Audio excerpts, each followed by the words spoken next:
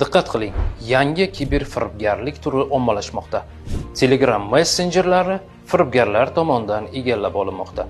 Yaqinlaringiz yoki tanishlaringizdan sizga tanlovda ishtirok etayotganligi va unga ovoz berishingiz zarur ekanligi to'g'risida Telegram messenjeridan xabar keladi.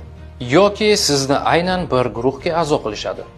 Ovoz berish tugmasini bosishingiz bilan Telegram akkauntingiz firibgarlar qo'liga o'tadi.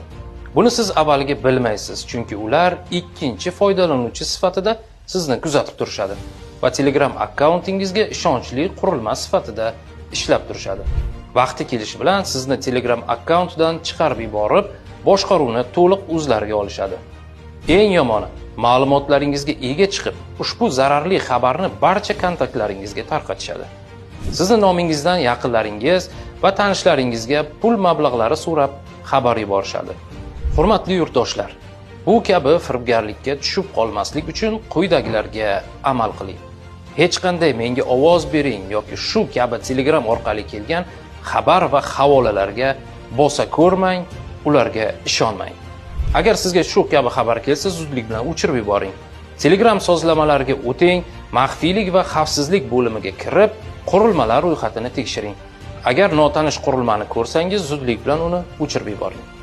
Telegramingizda ikki tomonlama himoya tizimini yoqib, unga murakkab parolni o'rnatishni unutmang.